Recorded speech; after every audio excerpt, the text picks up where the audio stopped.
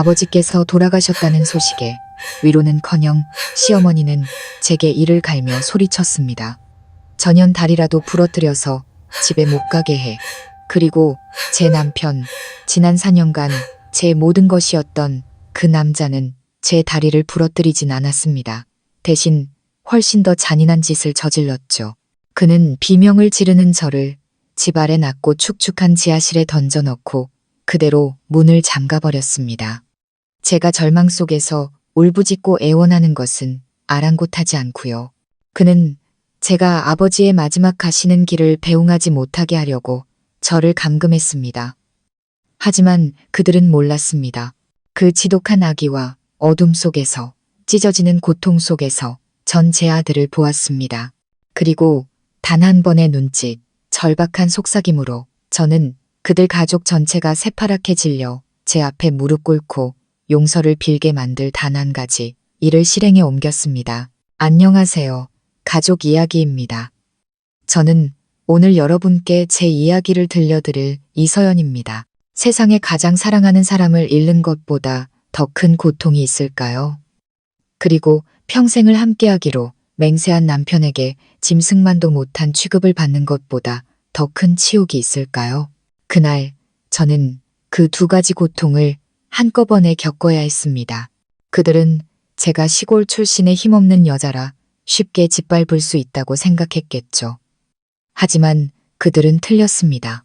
그날 그들의 잔혹한 행동은 저를 지옥으로 밀어넣었을 뿐만 아니라 그들 스스로 지옥의 문을 여는 계기가 되었으니까요.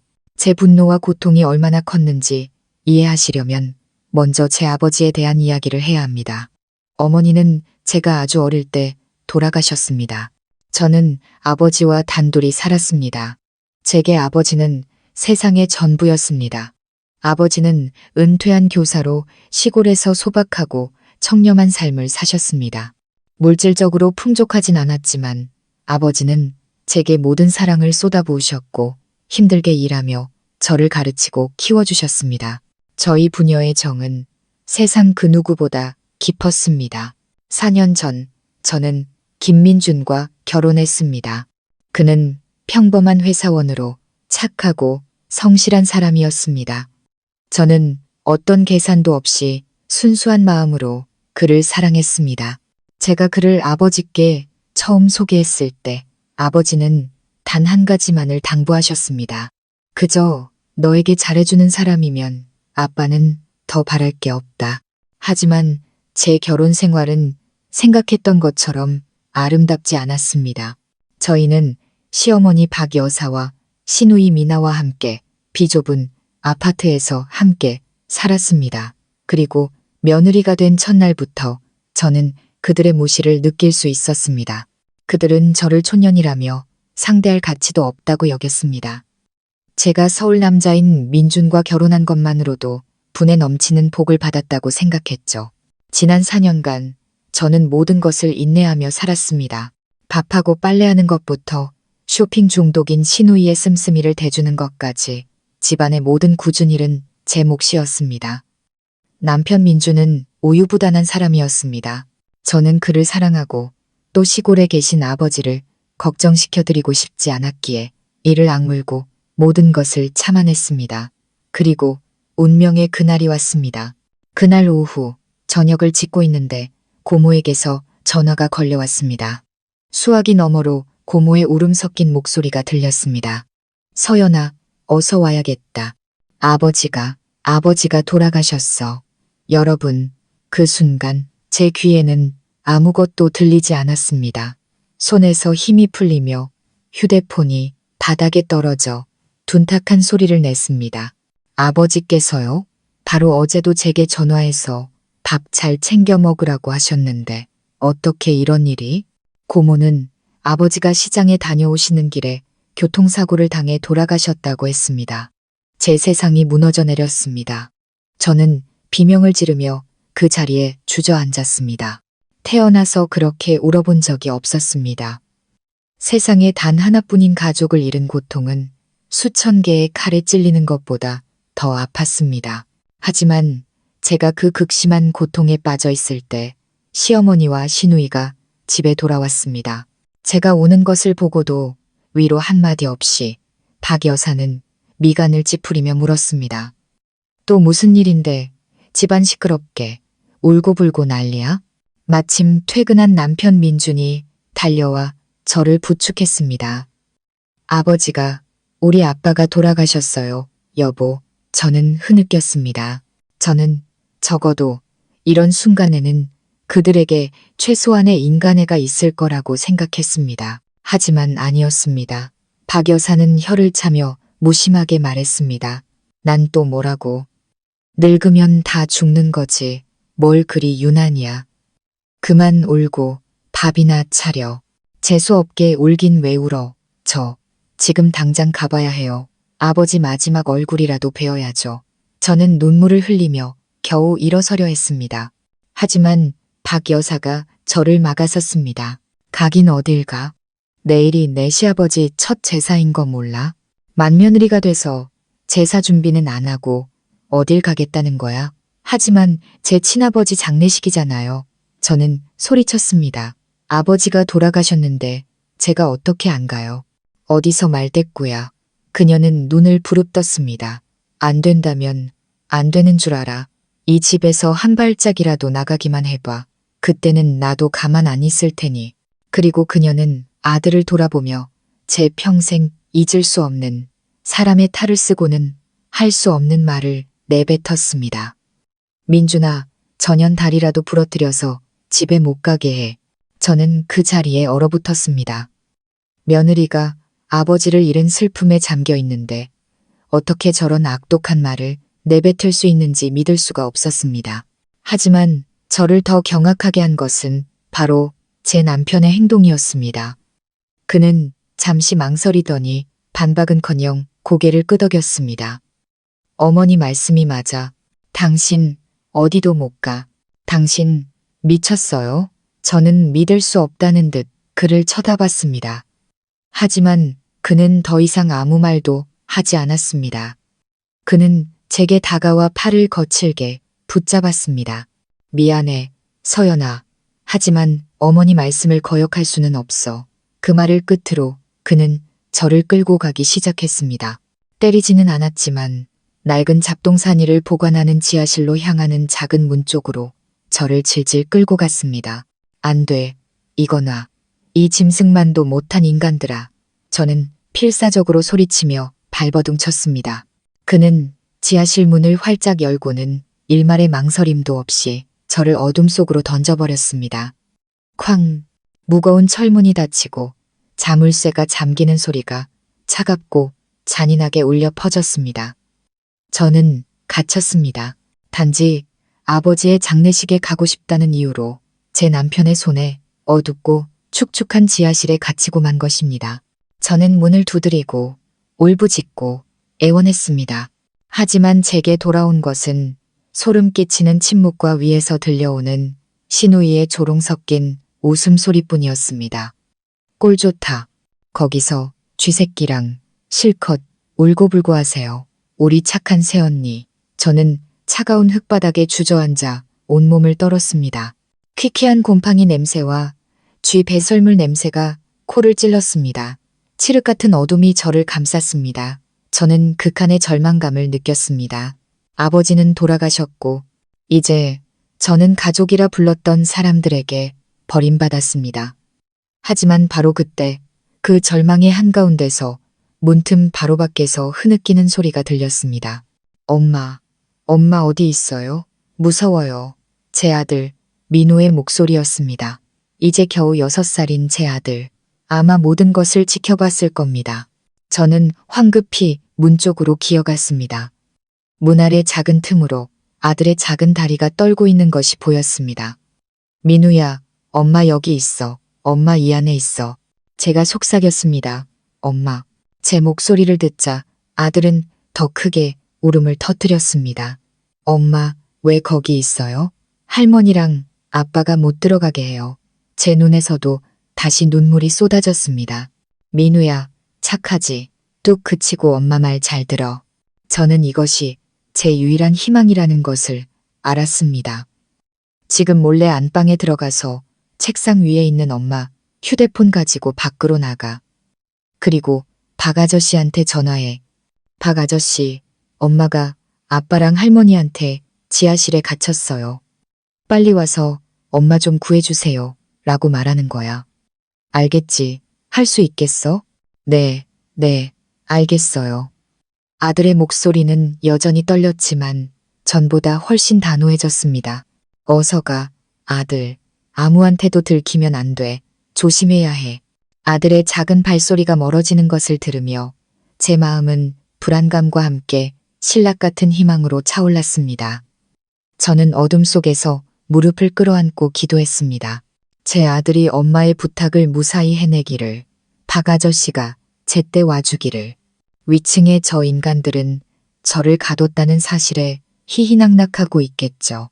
그들은 경찰차 사이렌 소리가 바로 문 앞에서 울릴 거라는 사실은 꿈에도 모른 채 말입니다. 어린 아들이 달려나간 후 지하실은 다시 죽음 같은 침묵에 잠겼습니다. 하지만 이번에는 더 이상 절망스럽지 않았습니다. 어둠 속에서 아주 희미하지만 희망의 불씨가 타오르기 시작했습니다. 저는 축축하고 차가운 벽에 등을 기댄 채 바깥의 모든 소리에 귀를 기울였습니다. 시간은 끔찍할 정도로 더디게 흘렀습니다. 1초, 1분이 영원처럼 느껴졌습니다. 민우가 전화를 제대로 걸었는지, 누가 저를 구하러 와줄지 아무것도 알 수 없었습니다. 저는 그저 초조하게 기다릴 뿐이었습니다. 위층에서는 TV 소리가 계속 들렸고 간간히 시어머니와 시누이의 웃음소리가 울려 퍼졌습니다. 그들은 자신들에게 곧 닥쳐올 폭풍은 전혀 눈치채지 못한 채 이기심과 잔인함으로 가득 찬 그들만의 세상에 빠져 있었습니다. 1시간쯤 지났을까요? 위층에서 아들의 울음소리가 터져나왔습니다. 엄마한테 갈래요. 문 열어주세요. 엄마 보고 싶어요. 제 가슴이 철렁 내려앉았습니다. 아마 아들이 더는 참지 못했나 봅니다. 곧이어 박 여사의 날카로운 목소리가 들렸습니다. 내 엄마는 벌 받는 중이야. 너도 한 번만 더 울면 저기다 같이 가둬버릴 줄 알아. 아들의 울음소리가 점점 잦아들더니 이내 그쳤습니다. 겁에 질린 것이 분명했습니다. 제 마음은 칼로 베는 듯 아팠습니다. 저는 거의 모든 희망을 잃어가고 있었습니다. 어쩌면 아들이 전화를 걸지 못했을지도 모릅니다. 어쩌면 박 아저씨가 너무 바쁘거나 멀리 계실지도 모릅니다. 어쩌면 저는 이 어둠 속에서 계속 갇혀 있어야 할지도 모릅니다. 고향에서는 아버지가 제사상에 오르시는데 외동딸인 저는 그 곁을 지키지 못한 채 말입니다. 눈물이 다시 뺨을 타고 흘러내렸습니다. 무력감과 고통의 눈물이었습니다. 하지만 바로 그때 제가 가장 절망한 순간, 익숙하면서도 이 조용한 골목에서는 너무나도 뜻밖의 소리가 울려 퍼졌습니다. 삐뽀삐뽀. 경찰차의 사이렌 소리가 처음에는 멀리서 들리더니 순식간에 가까워지고 커지더니 마침내 저희 집 앞에서 멈췄습니다. 저는 잠시 멍해졌다가 이내 가슴 벅찬 희열을 느꼈습니다. 왔구나. 드디어 와줬구나. 위층에서도 경찰차 사이렌 소리에 소란이 일어난 듯 했습니다. TV 소리가 뚝 끊기고 다급한 발소리가 들렸습니다. 무슨 일이야? 웬 경찰차야? 박 여사의 목소리였습니다. 곧이어 초인종이 거칠고 다급하게 울렸습니다. 경찰입니다. 문 여세요. 남편 민준이 당황하며 문을 여는 소리가 들렸습니다. 네. 누구를 찾으시나요? 저희 집에 무슨 일이라도? 이 주소지의 사람이 불법으로 감금되어 있다는 신고를 받고 왔습니다. 낮고 위험 있는 남자의 목소리가 울렸습니다. 그 목소리는 제가 바로 알아챌 수 있었습니다. 박 아저씨의 목소리였습니다. 이서연 씨, 여기 계십니까? 네, 있긴 한데 민준이 더듬거리며 변명을 늘어놓기 시작했습니다. 제 아내가 정신적으로 좀 불안정해서요. 저희가 좀 진정시키려고 그런 겁니다. 정신적으로 불안정하다고 박 아저씨는 차갑게 비웃었습니다. 그렇다면 더더욱 우리가 확인해 봐야겠군. 비키시오. 그리고 저는 육중한 발소리들이 집 안으로 들어오는 것을 들었습니다. 날카로운 고함과 질문이 오갔습니다. 지금 뭐 하시는 겁니까? 여긴 개인 사유지예요. 이서연 씨는 어디 있습니까? 당장 말해요. 저는 더 이상 기다릴 수 없었습니다. 온 힘을 다해 철문을 두드렸습니다. 살려주세요. 저 여기 있어요. 살려주세요. 제 목소리는 즉시 그들의 주의를 끌었습니다. 지하실에서 소리가 난다. 문을 부숴. 빨리. 쾅, 쾅. 망치와 발길질이 문을 강타했고 낡은 자물쇠는 금세 부서졌습니다. 철문이 활짝 열리자 쏟아져 들어오는 빛에 눈이 부셔 손으로 얼굴을 가려야 했습니다. 그리고 제가 처음 본 것은 걱정 가득한 박 아저씨의 얼굴과 그 뒤에 서 있는 경찰관들의 모습이었습니다. 서연아, 괜찮으냐? 아저씨가 달려와 저를 부축했습니다. 곧이어 아들 민우가 달려와 제 품에 안겨 서럽게 울었습니다. 엄마, 엄마. 저는 아들을 힘껏 끌어안고 눈물을 쏟았습니다. 마침내 저는 자유를 되찾은 것입니다. 제가 경찰들의 부축을 받아 위층으로 올라갔을 때 눈앞에는 아수라장이 펼쳐져 있었습니다. 시어머니와 남편, 시누이는 구석에 몰려 사색이 된 채 서 있었습니다. 주변에는 경찰들이 임무를 수행하고 있었죠. 저를 보자마자 박 여사는 피해자 연기를 하며 소리쳤습니다. 세상에, 세상에, 제 며느리가 정말 미쳤나 봐요. 자기가 제 발로 지하실에 들어가 놓고 시댁 식구들한테 누명을 씌우잖아요. 경찰관님들, 저 여자 말 믿지 마세요. 하지만 그녀의 연기는 더 이상 아무 소용이 없었습니다. 박 아저씨는 아무 말 없이 경찰관 한 명에게 눈짓했고 그가 녹음 파일을 재생했습니다. 박 아저씨, 엄마가 아빠랑 할머니한테 지하실에 갇혔어요. 민우의 겁에 질린 어리고 서툰 목소리가 울려 퍼졌습니다. 그 어떤 변명도 할 수 없는 명백한 증거였습니다. 박 여사는 입을 닫았고 민준과 미나는 고개를 푹 숙인 채 아무도 쳐다보지 못했습니다. 수사팀장이 엄숙하게 앞으로 나섰습니다. 김민준 씨, 박순자 씨, 두 분은 불법 감금 혐의를 받고 있습니다. 이는 명백한 형사 범죄입니다. 서까지 동행해 주셔야겠습니다. 모든 저항은 상황을 악화시킬 뿐입니다. 두 개의 차가운 수갑이 그들의 손목에 채워졌습니다. 집안의 절대 권력자였던 박 여사는 이제 잿빛 얼굴로 사시나무 떨듯 떨고 있었습니다. 그녀는 순간의 악행 때문에 자신이 수갑을 차게 될 줄은 상상도 못했을 겁니다. 민주는 완전히 무너져 내렸습니다. 그는 당혹감과 말없는 질문이 가득한 눈으로 저를 쳐다봤습니다. 정말로 남편을 경찰에 신고한 거야? 미나는 엄마와 오빠가 끌려가는 모습을 보며 그 자리에 얼어붙어 있었습니다. 그녀의 얼굴에서 오만하고 의기양양했던 표정은 완전히 사라졌습니다. 불과 몇 시간 만에 사냥꾼이었던 그들 가족은 순식간에 덫에 걸린 사냥감이 되었습니다. 그들은 어리둥절했고 무슨 일이 일어나고 있는지 이해하지 못했습니다. 그들은 고아의 시골 출신인 며느리가 어떻게 이런 엄청난 힘을 가질 수 있었는지 도저히 이해할 수 없었을 겁니다. 민준과 박 여사가 연행된 후 비좁던 집은 이상할 정도로 텅 비고 싸늘하게 느껴졌습니다. 시누이 미나는 소파에 웅크리고 앉아 흐느낄 뿐이었습니다. 저는 그녀를 보며 일말의 동정심도 느끼지 못했습니다. 그것이 그녀의 악의와 조롱에 대한 대가였으니까요. 하지만 그 순간 저는 그들을 신경 쓸 겨를이 없었습니다. 제 머릿속에는 오직 하나의 고통만이 남아 제 마음을 핥히고 있었습니다. 아버지, 우리 아버지가 돌아가셨습니다. 아저씨, 저는 아버지의 오랜 친구이자 변호사인 그를 돌아보았습니다. 제 목소리는 슬픔에 잠겨 있었습니다. 아버지께 가야 해요. 박 아저씨는 안타까움과 미안함이 가득한 눈으로 저를 바라보았습니다. 미안하다, 서연아. 그래도 우리 민우가 똑똑해서 내 번호를 기억하고 전화해줘서 천만다행이다. 아저씨는 제 품에 꼭 안겨 여전히 겁에 질린 표정을 하고 있는 아들의 머리를 쓰다듬었습니다. 잘했다. 민우야. 네가 엄마를 구한 거야. 저는 아들을 꼭 껴안았습니다.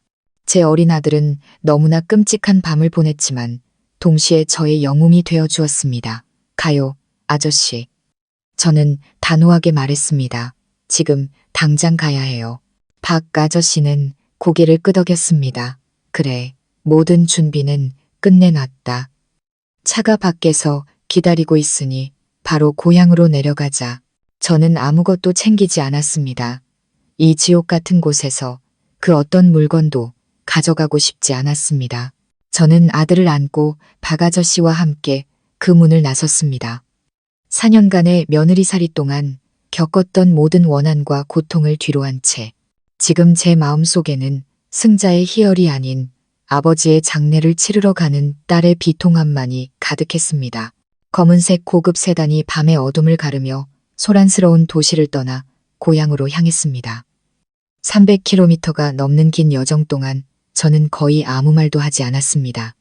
저는 잠든 아들을 품에 안고 창밖만 바라보았습니다.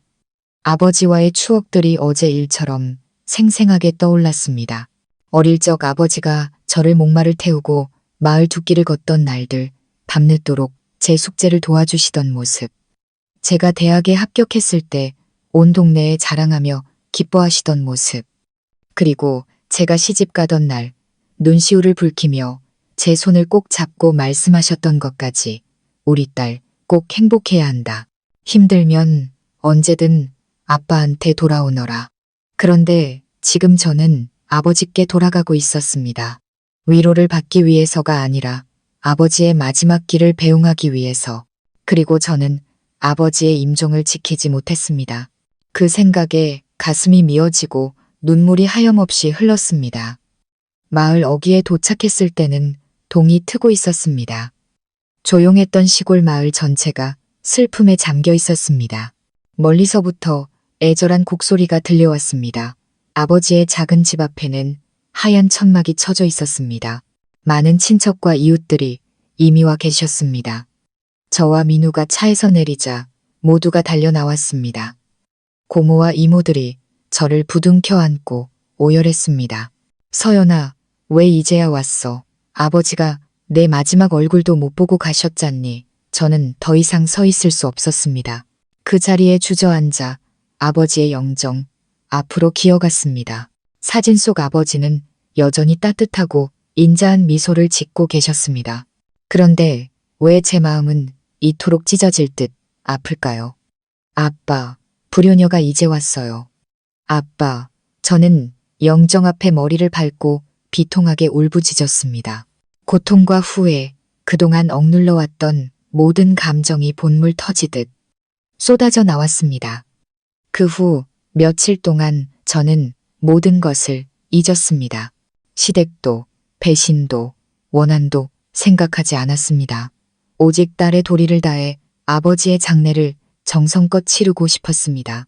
박 변호사님은 항상 제 곁에서 모든 것을 도와주셨습니다. 그는 변호사일 뿐만 아니라 진정한 삼촌이자 가족이었습니다. 그는 아버지를 대신해 모든 절차를 처리하고 조문객을 맞아주셨고 덕분에 저는 아버지 곁에 더 오래 머물 수 있었습니다. 아버지의 발인은 비가 부슬부슬 내리는 오후에 치러졌습니다. 관이 땅속으로 내려가는 것을 보며 제 심장은 산산조각 나는 듯 했습니다. 아빠, 이제 정말 저를 떠나시는군요. 부디 편히 잠드세요. 아버지의 딸은 이제 더 이상 약하지 않아요. 꿋꿋하게 잘 살면서 민우도 잘 키우고 그들에게 반드시 죗값을 치르게 할게요. 눈물로 가득했던 그 귀향은 단순한 작별이 아니라 새로운 시작이었습니다. 그것은 제 안의 나약함을 씻어내고 강인함과 결단력의 불꽃을 지폈습니다. 저는 아버지의 장례를 마치고 나면 공정함을 되찾기 위한 또 다른 싸움이 저를 기다리고 있다는 것을 알고 있었습니다. 아버지의 장례는 무사히 치러졌습니다. 며칠간 슬픔과 눈물 속에서 지내다 보니 저도 조금씩 평정을 되찾았습니다. 아버지를 잃은 슬픔은 여전히 가슴 속에 남아 있었지만 저는 무너질 수 없었습니다. 제게는 아들이 있었고 앞으로 가야 할 길이 멀었습니다. 저는 고향에서의 일을 모두 마치면 아들과 함께 도시로 돌아가 새로운 일을 찾고 아버지께서 사셨던 것처럼 평범하고 소박한 삶을 시작할 생각이었습니다. 저와 아버지를 그토록 잔인하게 대했던 그 가족에게는 다시 돌아가고 싶지 않았습니다. 하지만 여러분, 인생에는 때로 우리가 전혀 예상치 못한 전환점이 찾아오기도 합니다. 아버지께서 수십 년간 숨겨오셨던 비밀이 마침내 세상에 드러날 때가 온 것입니다. 그리고 그것은 제 인생을 다시 한번 완전히 바꿔놓았습니다. 발인 며칠 후 박 변호사님이 저를 찾아오셨습니다. 이번에는 아버지의 유언 집행인 자격으로 오셨습니다. 아버지가 남기신 유언장에 공식적으로 발표해야 할 중요한 내용이 몇 가지 있다고 하셨습니다. 아버지의 옛집에서 작은 가족 모임이 열렸습니다. 저와 민우, 박 변호사님, 그리고 항상 저희 모자를 아껴주시던 몇몇 가까운 친척들만 참석했습니다. 저는 그것이 그저 평범한 절차일 거라고 생각했습니다. 아버지는 은퇴한 교사였고 연금도 얼마 되지 않았습니다. 이 낡은 집과 노후를 위해 마련해 두신 작은 적금 통장 외에는 별다른 재산이 없을 거라고 생각했습니다. 박 변호사님은 매우 엄숙한 표정으로 서류 가방을 열고 조심스럽게 봉인된 서류 뭉치를 꺼냈습니다. 여러분, 아저씨는 낮고 분명한 목소리로 말문을 열었습니다. 오늘 저는 고 이현우 씨, 즉 서연이 아버지의 마지막 유언을 위임받은 자로서 이 자리에 섰습니다. 아저씨는 조심스럽게 봉인을 뜯고 유언장에 각 조항을 크고 명확하게 읽기 시작했습니다. 유언장 앞부분은 특별한 내용이 없었습니다. 아버지는 곁에 있어준 형제와 친척들에게 감사의 말을 전했습니다. 이 낡은 집은 제사를 모셔온 고모님께, 작은 적금 통장은 집안 조카들에게 똑같이 나눠주라고 하셨습니다. 그리고 마침내 박 아저씨는 마지막 가장 중요한 부분을 읽기 시작했습니다. 그 내용은 그 자리에 있던 모든 사람과 저 자신을 충격에 빠뜨렸습니다. 마지막으로 본인 이현우 명의의 개인 자산에 관한 조항입니다. 황제그룹의 지분 100%를 포함한 모든 자산, 더 로열 브랜드의 호텔 및 리조트 체인, 그리고 본인 명의의 모든 부동산과 은행 계좌를. 제 귀가 멍멍해졌습니다. 저는 제가 듣고 있는 것을 믿을 수 없었습니다. 황제그룹, 더 로열 호텔, 모두 재계에서 이름만 대면 알만한 곳들이었습니다. 수천억 원대의 자산을 보유한 국내 최고의 부동산 및 관광 대기업.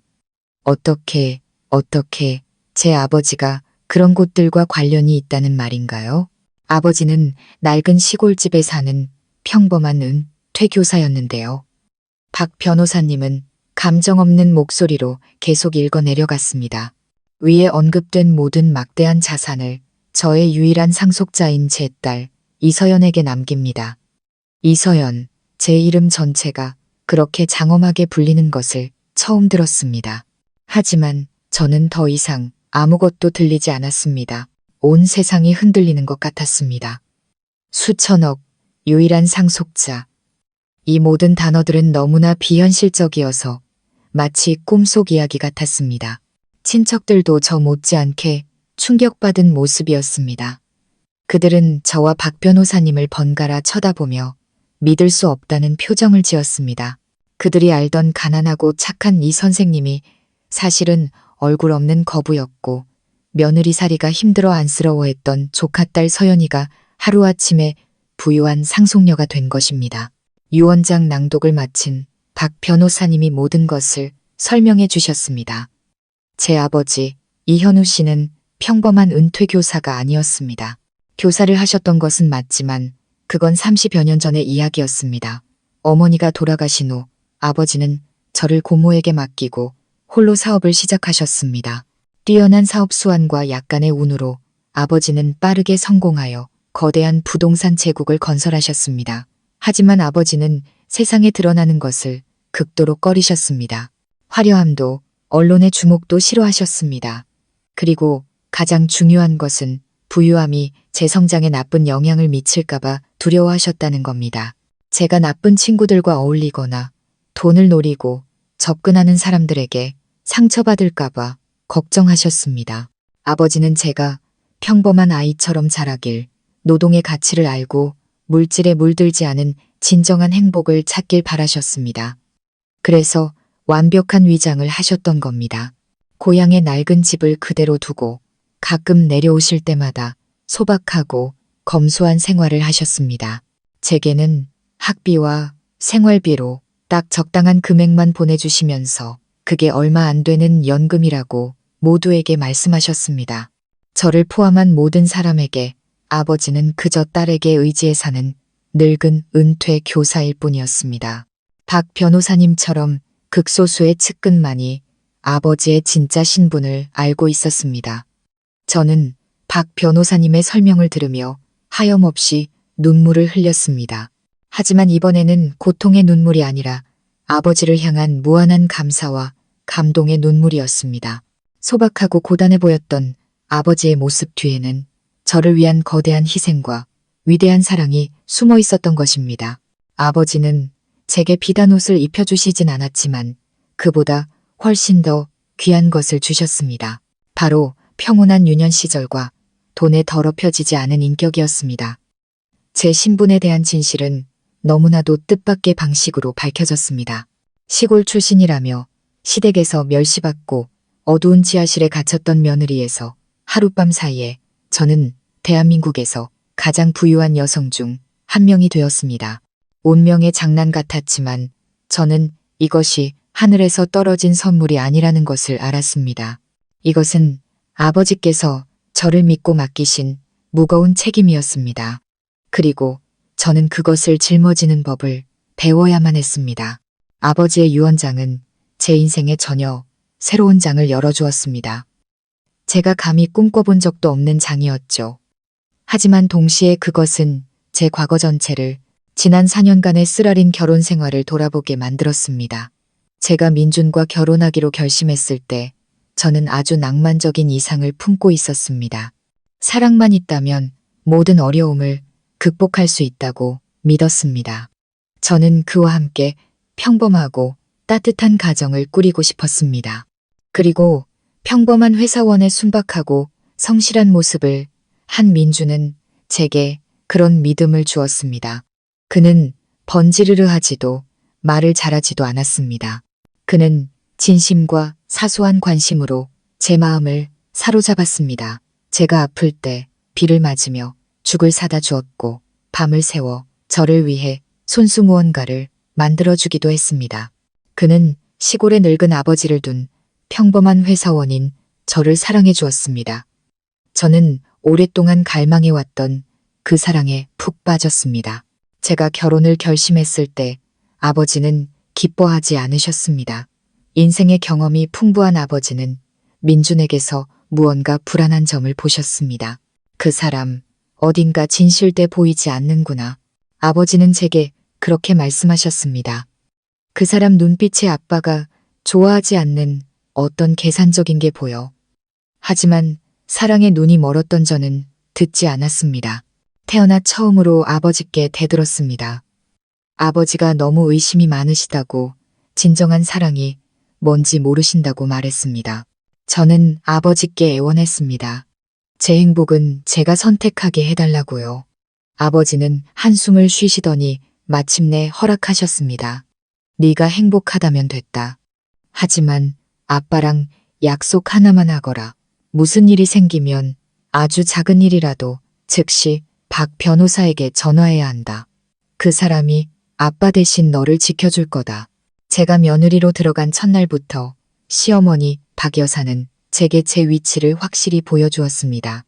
그녀는 시골의 늙은 교사를 아버지로 둔 저를 마음에 들어하지 않았습니다. 제가 안정적인 직장을 가진 서울 아들과는 격이 맞지 않는다고 생각했고 그 경멸감을 말과 행동 하나하나에 서슴없이 드러냈습니다. 저희가 살던 집은 방 2개짜리 비좁은 아파트였지만 그녀의 눈에는 그곳이 궁전이었고 저는 그곳에 발을 들인 것만으로도 큰 복을 받은 사람이었습니다. 시골에서는 이런 번듯한 집에 살아본 적 없지. 그녀는 첫날 제게 비웃음을 머금고 그렇게 말했습니다. 그리고 그렇게 저의 무급 가정부 생활이 시작되었습니다. 집안 청소와 빨래부터 내 식구의 식사를 준비하는 것까지 모든 것이 제 몫이었습니다. 박 여사는 하루 종일 TV를 보거나 이웃과 수다를 떨었고 한창 꾸밀 나이인 시누이 미나는 엄마의 비호 아래 손가락 하나 까딱하지 않았습니다. 남편 민주는 퇴근하고 돌아오면 가방만 던져놓고 이미 차려진 밥상에 앉기만 했습니다. 저는 불평하지 않았습니다. 새며느리니 조금 부지런한 것도 당연하다고 생각했습니다. 하지만 제 노력은 인정받지 못했고 오히려 그들의 트집과 잔소리의 빌미가 되었습니다. 제가 끓인 국은 절대로 그녀의 입맛에 맞지 않았습니다. 오늘은 왜 이렇게 국이 짜? 우리 다 죽일 셈이야. 고깃찜은 고무처럼 질기네. 푹 삶을 줄도 몰라. 제가 청소한 곳은 그녀가 뒤따라오며 손으로 구석구석을 문지르고는 입을 삐죽였습니다. 이것 봐. 먼지가 그대로 있잖아. 일하는 게 왜 이리 엉망이야. 그들은 저를 타박하는 것뿐만 아니라 제 삶 전체를 통제했습니다. 제가 어디서 누구와 무엇을 하는지 모두 보고해야 했습니다. 퇴근 시간보다 5분만 늦어도 범죄자처럼 추궁당했습니다. 제 옷차림, 머리 스타일, 모든 것이 그들의 비평 대상이었습니다. 그렇게 야하게 입고 어딜 가? 어떤 놈 꼬시려고? 남자가 따로 없네. 머리를 그게 뭐니? 그리고 제가 사랑했던 남편. 그는 그럴 때 어디에 있었을까요? 그는 저를 보호하기 위해 단 한마디도 하지 않았습니다. 그는 침묵했고 그 침묵은 암묵적인 동의였습니다. 심지어는 어머니와 여동생 편을 들어 저를 나무라기까지 했습니다. 서연아, 좀 참아. 어머니도 단어 좋으라고 하시는 말씀이잖아. 당신도 여자니까 좀 조신하게 다녀. 그의 나약함과 침묵은 시어머니의 수천 마디 잔소리보다 저를 더 아프게 했습니다. 저는 제 집에서 외롭고 무력했습니다. 몇 번이고 아버지께 전화해 모든 것을 털어놓고 싶었지만 그때마다 그만두었습니다. 아버지가 걱정하실까봐 두려웠고 제 잘못된 선택을 인정하고 싶지도 않았습니다. 그 지옥 같은 생활은 제가 임신하고 민우를 낳으면서 잠시 잠잠해졌습니다. 장손의 탄생은 박 여사를 기쁘게 한 듯 했습니다. 그녀의 잔소리와 트집이 줄어들었지만 저에 대한 그들의 대우는 본질적으로 변하지 않았습니다. 저는 더 이상 단순한 가정부가 아니라 아이 낳는 기계가 되었습니다. 제 모든 시간과 에너지는 아이를 돌보고 온 가족을 시중드는데 소진되었습니다. 그리고 민준, 그는 점점 더 가부장적이고 폭력적인 본성을 드러냈습니다. 그는 더 이상 예전에 착하고 순박한 남자가 아니었습니다. 그는 저를 자신의 소유물, 자신과 자기 어머니의 모든 지시에 따라야 하는 사람으로 여겼습니다. 그는 폭력을 행사하기 시작했습니다. 처음에는 욕설과 폭언이었지만 나중에는 밀치고 뺨을 때리기까지 했습니다. 저는 공포 속에서 살았지만 감히 저항하지 못했습니다. 아들 때문에요. 제가 이를 크게 벌려 가정이 깨지면 가장 큰 상처를 받을 사람은 아들이라고 생각했습니다. 저는 언젠가 그가 변할 것이라는 희망을 품고 이를 악물고 참았습니다. 하지만 저는 틀렸습니다. 제 인내는 그를 더욱 기고만장하게 만들었습니다. 그리고 운명의 그날 밤, 아버지가 돌아가신 그날 밤이 마지막 한 방울이었습니다. 어머니의 말만 듣고 단지 아내를 아버지 장례식에 보내주기 싫다는 이기심 때문에 아내를 지하실에 가두는 잔인한 행동은 그와 그의 가족의 비인간적인 본성을 남김없이 드러냈습니다. 이제 와서 모든 것을 돌이켜보니 제 결혼은 잘못된 선택이 아니라 덫이었다는 것을 쓰라리게 깨닫습니다. 나약하고 가부장적인 남자와 이기적이고 남을 무시하는 가족이 쳐놓은 덫. 그리고 저는 사랑이라는 두 글자가 너무나도 간절했기에 제 발로 그 덫에 걸어 들어갔던 것입니다.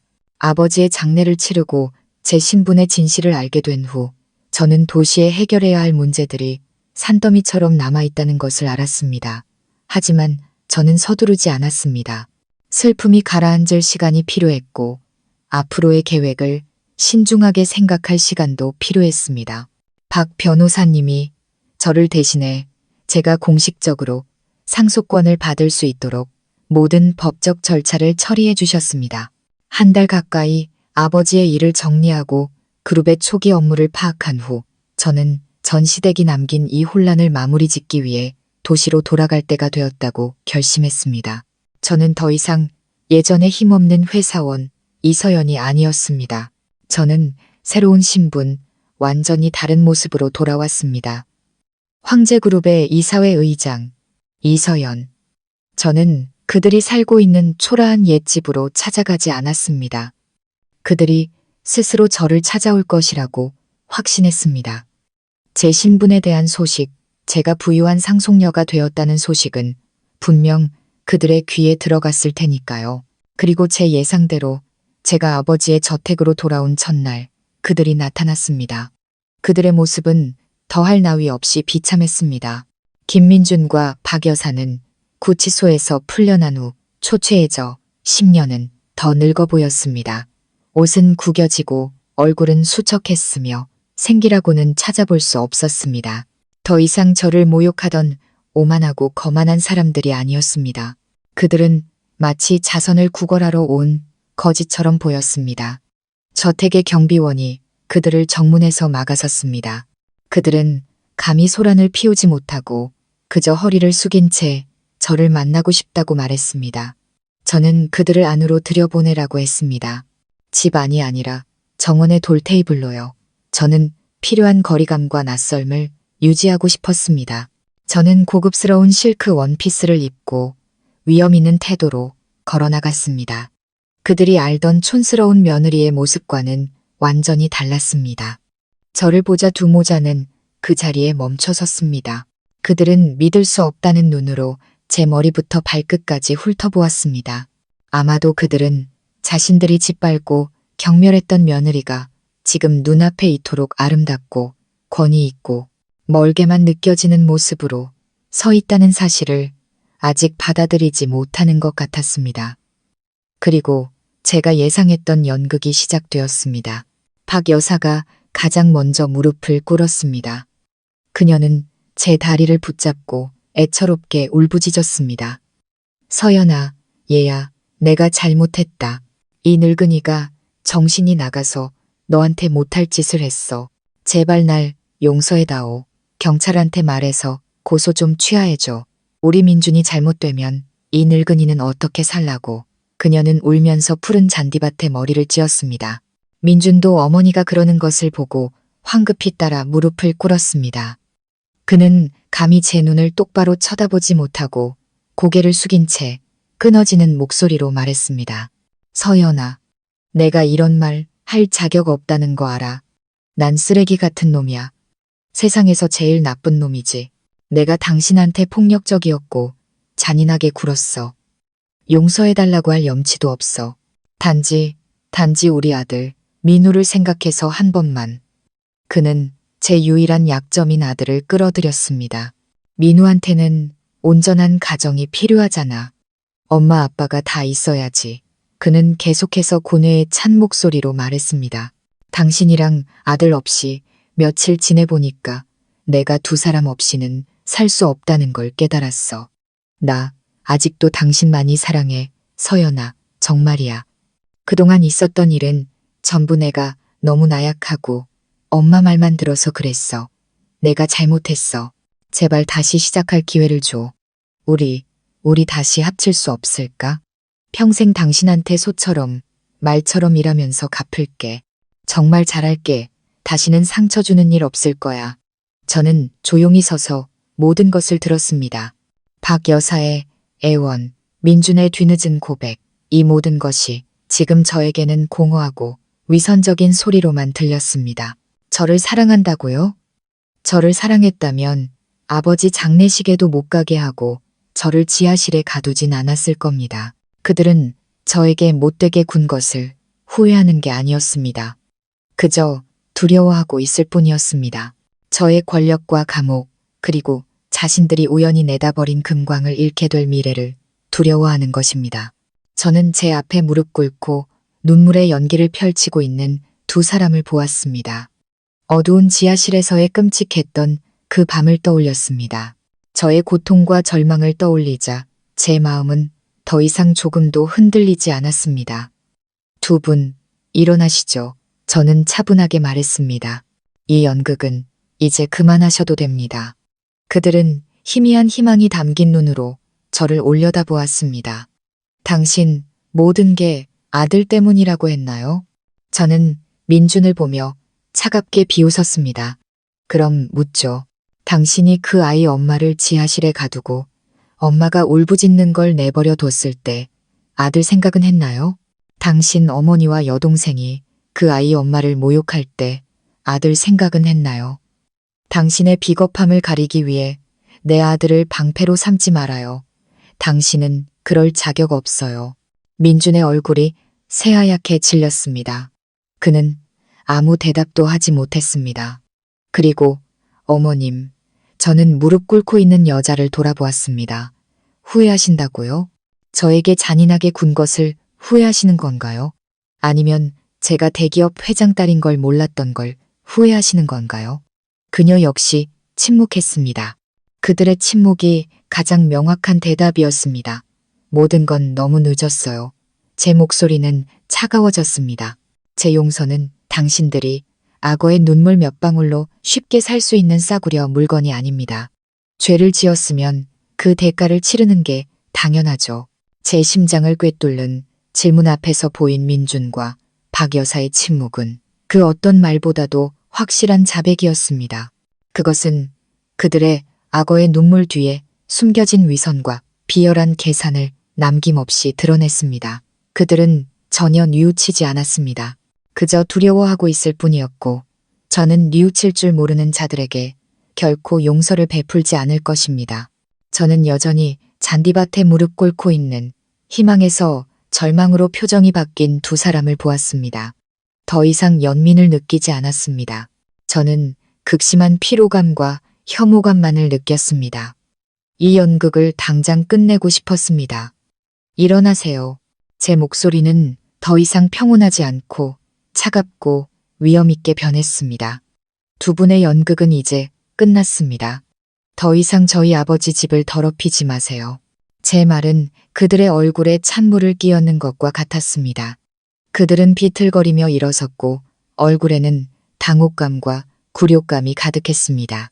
서연아, 민준이 더듬거리며 마지막 희망을 붙잡으려 했습니다. 네가 화난 거 알아. 하지만 제발 기회를 한 번만 더 줘. 기회?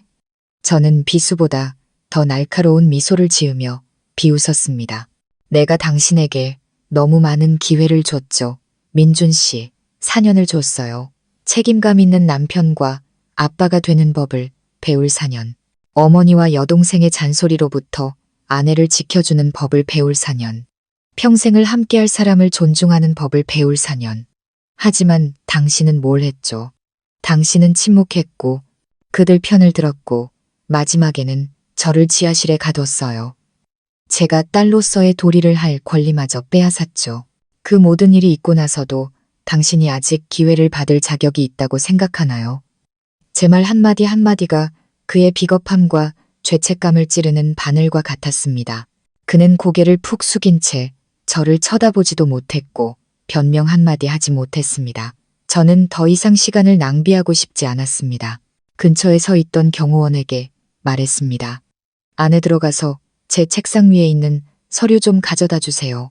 경호원은 신속하게 안으로 들어갔다가 몇 분 후 파란색 서류 파일을 들고 나왔습니다.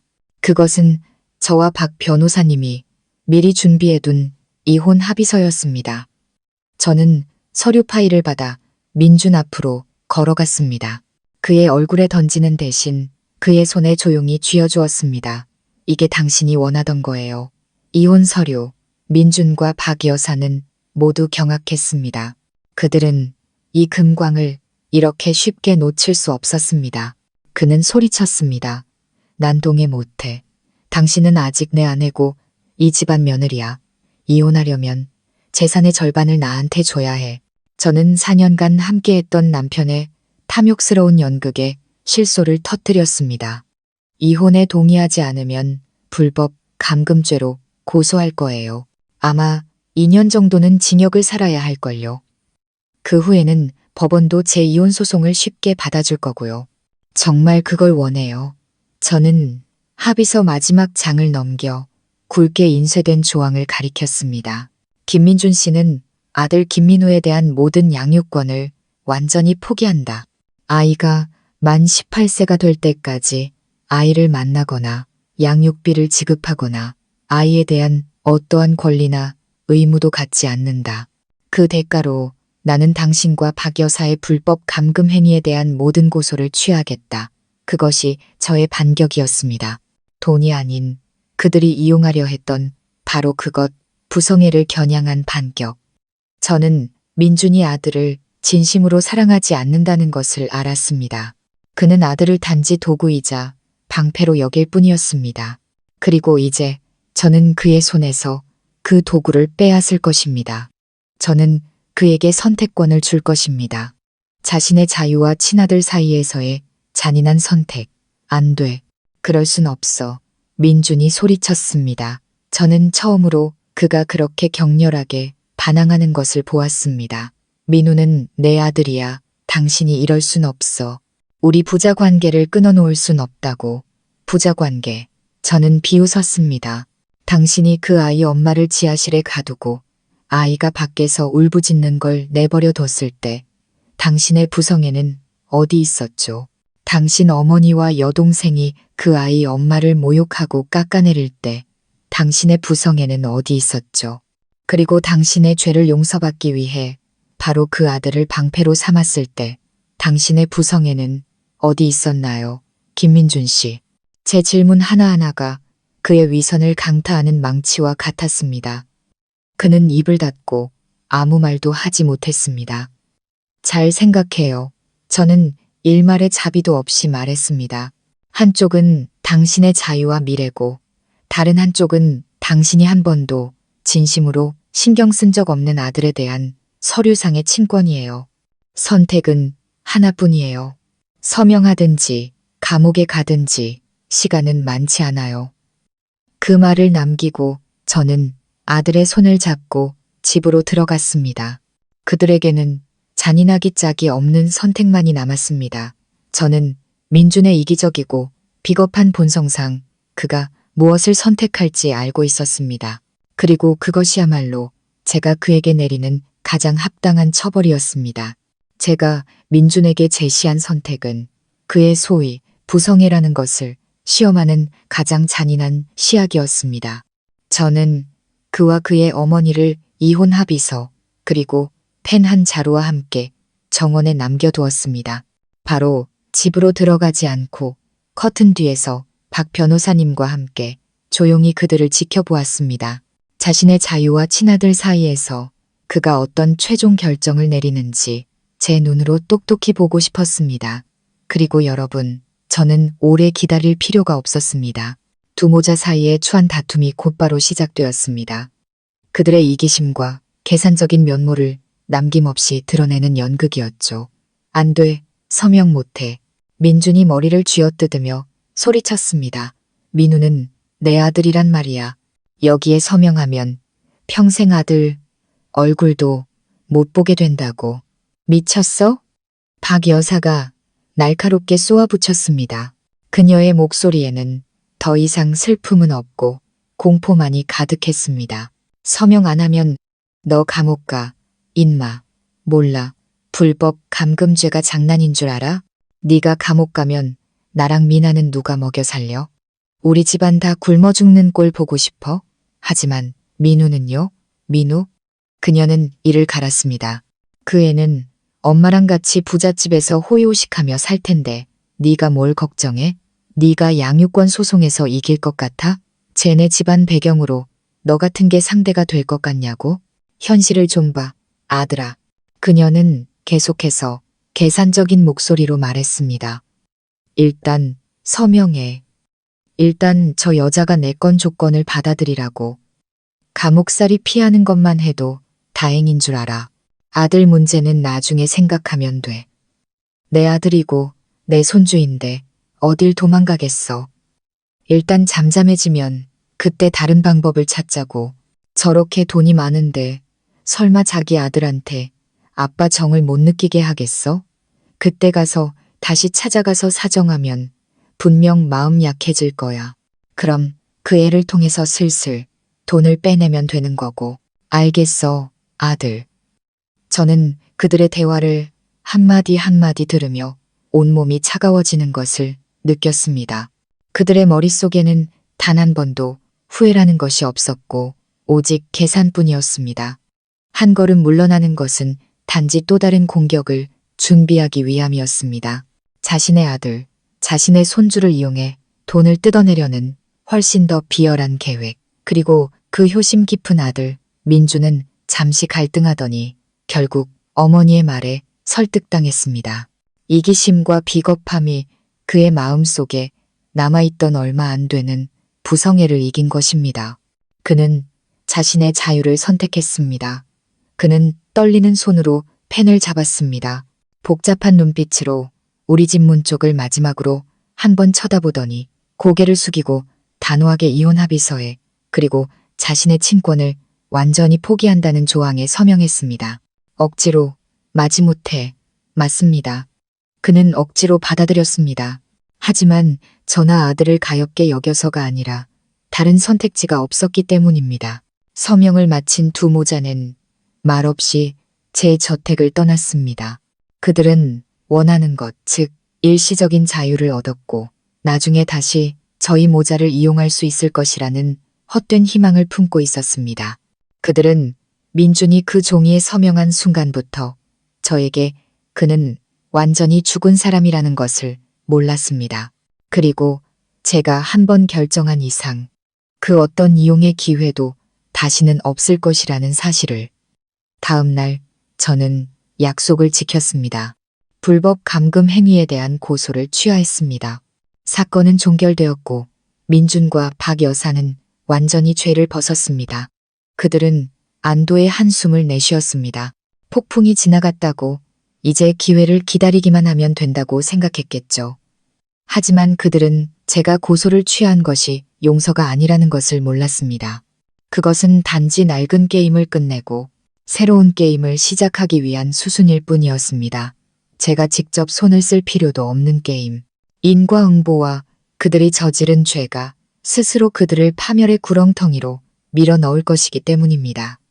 진짜 벌은 이제 막 시작되었을 뿐입니다. 이혼 합의서에 서명이 완료된 후 저는 단 1초도 낭비하지 않았습니다. 그 가족과의 마지막 연결고리마저 단호하게 끊어버렸습니다. 그들의 전화번호를 차단하고 모든 사진과 추억을 삭제했습니다. 4년간의 결혼 생활은 이제 영원히 잊고 싶은 악몽일 뿐이었습니다. 저는 아들과 함께 평온하고 자유로운 새로운 삶을 시작했습니다. 아버지의 보호와 박 변호사님의 도움 아래 저는 더 이상 그들에게 신경 쓰지 않았습니다. 제가 직접 그들을 벌할 필요도 없었습니다.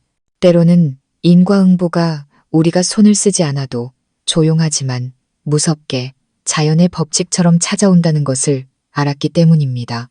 그리고 민준과 그의 가족에게 그 벌은 제 상상보다 훨씬 빨리 닥쳐왔습니다. 제가 베푼 은혜, 즉 고소를 취한 것이 오히려 그들 파멸의 신호탄이 되었습니다. 그들은 법의 심판은 피했지만 자신들이 저지른 죄라는 더 무서운 덫에 걸려들었습니다. 첫 번째 벌은 민준의 직장 생활에 내려졌습니다. 경찰 소환부터 제 신분의 진실, 그리고 감옥에 갈 뻔한 위기까지 연이은 충격에 그의 정신은 완전히 무너졌습니다. 그는 더 이상 일에 집중할 수 없었습니다. 멍한 상태로 회사에 출근했고 불면증에 시달렸으며 머릿속은 항상 터질 듯 복잡했습니다. 그리고 실수가 터졌습니다. 중요한 프로젝트에서 그의 부주의로 설계도의 숫자를 심각하게 잘못 계산했고 그 결과 공사의 일부를 전부 허물고 다시 지어야 하는 상황이 발생했습니다. 회사에 막대한 손실을 끼친 것입니다. 이번에는 그를 감싸줄 사람이 아무도 없었습니다. 뒤에서 조용히 뒷수습을 해주던 제 아버지의 그림자도 없었습니다. 회사는 사안의 심각성을 고려하여 그를 즉시 해고했습니다. 그는 안정적인 직장과 유일한 수입원을 잃었습니다. 그가 해고되었다는 소식은 빠르게 퍼져나갔고 그것은 밖에서 기다리고 있던 하이에나들, 즉 그의 도박 빚쟁이들에게 신호탄이 되었습니다. 이제 민주는 무일푼 백수일 뿐이었고 그들의 인내심은 바닥났습니다. 그리고 두 번째 벌이 닥쳤습니다. 어느 날 오후 박 여사와 미나가 월세방에서 침울하게 앉아 있는데 문신을 한 험악한 인상의 남자들이 들이닥쳤습니다. 선두에는 뚱뚱하고 얼굴에 흉터가 있는 남자, 민준의 가장 큰 빚쟁이 중 한 명인 흑곰이 있었습니다. 김민준 어딨어? 당장 나오라고 해. 그가 고함치자 집 전체가 울렸습니다. 박 여사와 미나는 얼굴이 새하얗게 질렸습니다. 저기 지금 밖에 나갔는데요. 박 여사가 더듬거렸습니다. 나갔다고? 남자가 비웃었습니다. 오늘은 숨어도 평생 숨을 순 없을걸. 똑똑히 들어. 그놈이 나한테 빚진 돈이 5억이야. 연체된 지 반년이 넘었어. 오늘 돈 못 갚으면 나 원망하지 마. 5억. 그 숫자에 박 여사와 미나는 아연실색했습니다. 아들이 오빠가 빚이 있다는 건 알았지만 액수가 그렇게 클 줄은 상상도 못했습니다. 저희는 정말 돈이 없어요. 제발 며칠만 더 시간을 주세요. 박 여사가 애원했습니다. 시간? 흑곰이 비웃었습니다. 내가 자선 사업가인 줄 알아? 돈 없으면 몸으로 갚아야지. 그렇게 말하며 그와 부하들은 집안을 때려 부수기 시작했습니다. TV, 소파, 냉장고 등 값나가는 물건들이 모두 박살났습니다. 그들은 박 여사가 숨겨둔 얼마 안 되는 현금까지 모두 가져갔습니다. 그것은 시작에 불과했습니다. 그 후 며칠 동안 그들의 집은 조폭들의 아지트가 되었습니다. 흑곰 패거리가 갔다가 용대머리 패거리가 오고 또 다른 빚쟁이들이 찾아왔습니다. 그들은 번갈아가며 협박하고 집을 부수고 심지어 문에 페인트와 오물을 뿌리기까지 했습니다. 박 여사와 미나는 극심한 공포 속에서 살아야 했습니다. 집 밖으로 나가지도 감히 경찰에 신고하지도 못했습니다. 신고했다가는 더 끔찍한 보복을 당할까봐 두려웠습니다. 그들은 제가 겪었던 무력감과 공포, 아무도 지켜주지 않는 그 느낌을 스스로 맛보게 된 것입니다. 혼란과 공포는 그들을 막다른 골목으로 몰아넣었습니다. 더 이상 탈출구가 없었습니다. 조폭들에게 쫓기던 민주는 더 이상 도망칠 수 없었습니다. 그는 자신이 만든 아수라장으로 돌아와야 했습니다. 집은 폐허나 다름없었고 어머니와 여동생은 구석에 웅크린 채 공포에 질려 있었습니다. 그를 보자 항상 아들을 감싸고 돌던 어머니 박 여사는 마침내 폭발했습니다. 그녀는 아들에게 달려들어 때리고 핥히며 미친 듯이 울부짖었습니다. 이 천벌 받을 놈아, 이게 무슨 꼴이야. 네가 이 집안을 어떻게 만들었는지 좀 보라고. 도박에 미쳐서 빚이나 지고 이제는 깡패들이 찾아와서 우리를 다 죽이겠다고 하잖아. 엄마랑 동생이 죽어야 속이 시원하겠어? 태어나서 처음으로 어머니에게 맞은 민주는 아무런 저항 없이 묵묵히 서 있었습니다. 모든 것이 자신의 탓이라는 것을 알았기 때문입니다. 한참을 울고 소리치던 박 여사도 지친 듯 의자에 주저앉아 헐떡였습니다. 하지만 맹목적인 모성애가 다시 고개를 들었습니다. 아무리 아들이 미워도 조폭들에게 죽게 내버려 둘 수는 없었습니다. 말해봐. 그녀가 조금 누그러진 목소리로 물었습니다. 빚이 전부 얼마야? 저도 잘. 원금이랑 이자 합치면 거의 50억 정도 될 거예요. 50억. 그 숫자는 박 여사와 미나의 머리 위에 다시 한번 벼락처럼 내리꽂혔습니다. 그들은 얼어붙었습니다. 지금 그들의 형편에 500만 원도 없는데 50억이라니. 세상에 그 큰 돈을 어디서 구한단 말이야. 그녀는 다시 통곡하기 시작했습니다. 그들은 모든 방법을 생각해 보았습니다. 친척들에게 돈을 빌릴까? 아무도 그들과 엮이고 싶어 하지 않았습니다. 저에게 애원할까? 불가능하다는 것을 알았습니다. 그들은 완전히 막다른 길에 몰렸습니다. 그리고 그 절망 속에서 박 여사는 마지막 결정을 내렸습니다. 고통스러운 결정이었습니다. 알았다. 그녀는 지치고 체념한 목소리로 말했습니다. 아직 마지막 방법이 하나 남았어. 그게 뭔데요? 엄마, 민준과 미나가 희망에 찬 눈으로 올려다보았습니다. 시골에 있는 우리 집. 그녀는 목이 메어 말했습니다. 조상님들이 물려주신 종갓집.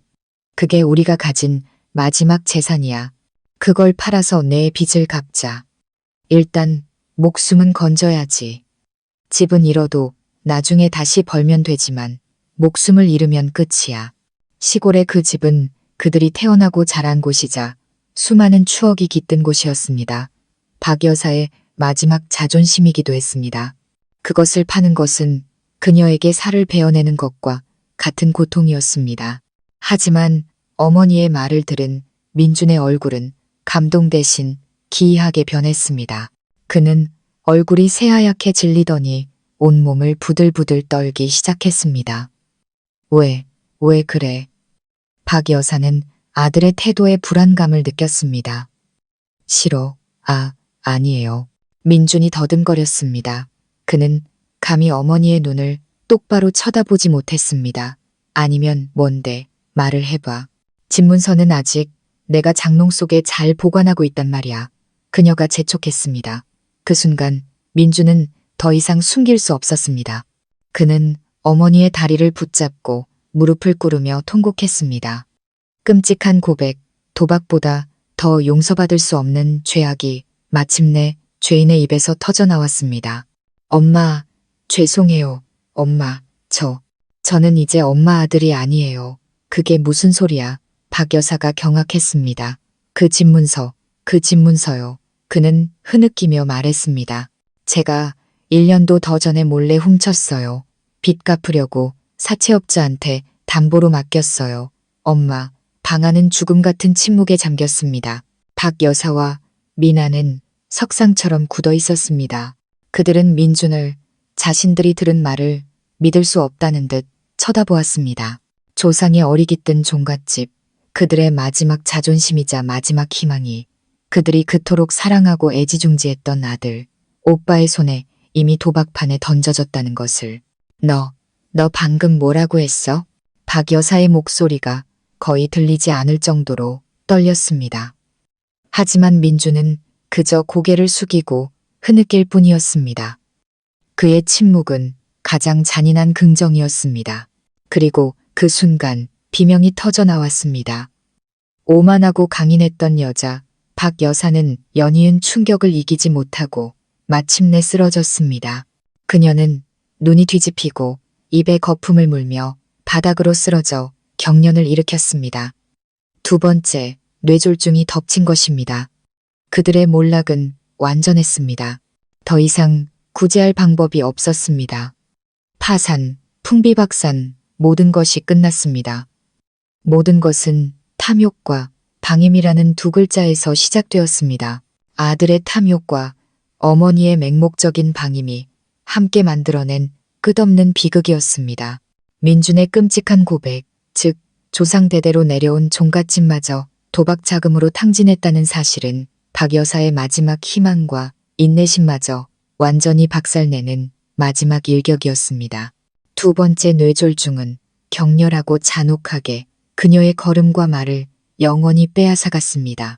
그녀는 죽지 않았지만 걷지도 말하지도 못하는 신세가 되어 가족이 무너지는 것을 속수무책으로 지켜봐야 했습니다. 그녀처럼 오만한 여자에게는 죽음보다 더한 고통이었을 겁니다. 그 후 며칠은 그들 가족에게 지상지옥과도 같았습니다. 박 여사는 병원에 입원했고 세상 물정 모르고 자란 민준과 미나는 어머니의 병원비를 마련하기 위해 사방으로 뛰어다녔습니다. 하지만 이미 그들의 평판은 바닥에 떨어져 친척이든 친구든 아무도 그들을 도와주지 않았습니다. 그들은 완전히 고립되었습니다. 박 여사가 겨우 퇴원하여 휠체어에 익숙해질 무렵 빚쟁이들이 찾아왔습니다. 이번에는 협박이나 폭력이 아니었습니다. 변호사와 합법적인 서류를 들고 왔습니다. 민준이 집을 담보로 잡혔고 채무 상환 계약을 위반했다는 증거였습니다. 그들은 집을 압류하러 온 것이었습니다. 그들의 애원과 눈물은 아무 소용이 없었습니다. 공무원과 이웃들의 차가운 시선 속에서 집안의 모든 살림살이가 밖으로 내던져졌습니다. 무거운 철문은 굳게 잠기고 차가운 압류 딱지가 붙었습니다. 한때 박 여사의 자부심이었고 수많은 희로애락이 담겼던 그 집은 더 이상 그들의 것이 아니었습니다. 그들은 완전히 파산했습니다.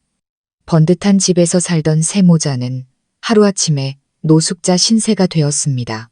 그들은 반신불수가 된 어머니를 휠체어에 태우고 머물 곳을 찾아 헤매야 했습니다. 마침내 그들은 어둡고 축축한 골목, 깊숙한 곳에 있는 작고 비좁은 단칸방을 얻었습니다. 그들이 누렸던 삶과는 정반대의 공간이었습니다. 그리고 그때부터 그들의 비참한 날들이 본격적으로 시작되었습니다. 박 여사는 큰 충격 이후 건강이 급격히 악화되었습니다. 몸이 마비되었을 뿐만 아니라 정신도 혼미해졌습니다. 더 이상 예전의 날카롭고 독한 여자가 아니었습니다. 낡은 침대에 누워 항상 넉나간 눈으로 허공을 응시할 뿐이었습니다. 가끔 알아들을 수 없는 소리를 내며 눈물을 흘렸습니다.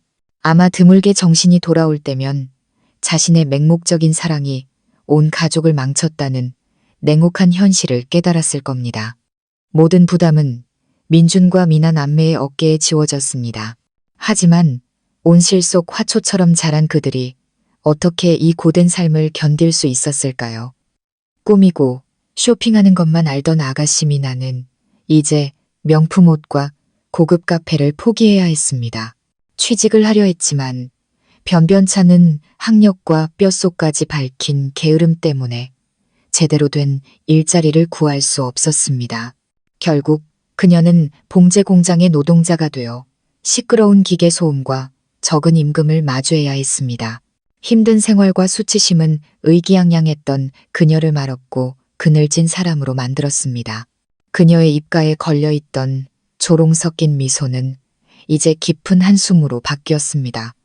그리고 민준, 그는 가장 비참했습니다.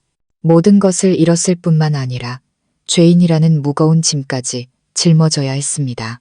그는 돈을 벌기 위해 힘든 막노동을 하면서 동시에 반신불수가 된 어머니를 돌봐야 했습니다. 어머니의 대소변을 받아내고 죽을 떠먹이는 등 예전에는 손 하나 까딱하지 않았던 일들을 모두 해야 했습니다. 육체적 고통에 정신적 고뇌, 그리고 세상의 경멸적인 시선까지 더해져 그는 완전히 다른 사람이 되었습니다. 그는 거칠고 난폭해졌고 슬픔을 잊기 위해 술에 의존했습니다. 술에 취하면 욕을 하고 집기를 부쉈습니다. 저를 욕하는 것이 아니었습니다.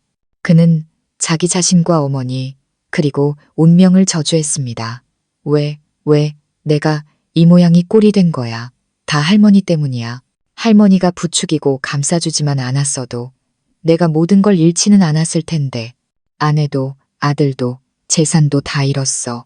그 비좁은 단칸방에서의 삶은 지옥과 다름없었습니다. 어머니의 신음, 아들의 저주, 그리고 딸의 한숨, 모든 것이 뒤섞여 몰락의 비가를 연주했습니다. 저는 더 이상 그들과 관련이 없었지만 가끔 옛 지인들을 통해 그들의 소식을 들었습니다. 들을 때마다 제 마음속에는 복잡한 감정이 일었습니다. 통쾌하지 않았습니다. 그저 한 인간의 삶에 대한 안타까움과 서글픔을 느꼈습니다. 그들은 모든 것을 가졌었습니다. 부유하지는 않아도 부족함 없는 가정을. 하지만 탐욕과 오만 때문에 스스로 모든 것을 무너뜨렸습니다. 저는 그것이 그들의 결말이자 마지막 벌이라고 생각했습니다. 남은 인생을 가난과 자책 속에서 살게 될 것이라고 생각했습니다. 하지만 저는 틀렸습니다.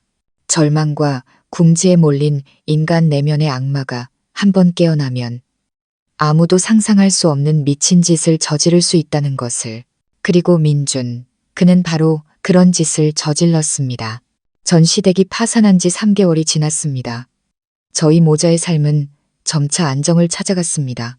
아버지의 회사에서 하는 새로운 일은 제게 안정적인 수입뿐만 아니라 자신감과 열정을 가져다 주었습니다. 아들 민우도 새로운 환경에 잘 적응했습니다. 아이는 밝고 활발했으며 그날의 끔찍한 기억은 잊은 듯 보였습니다.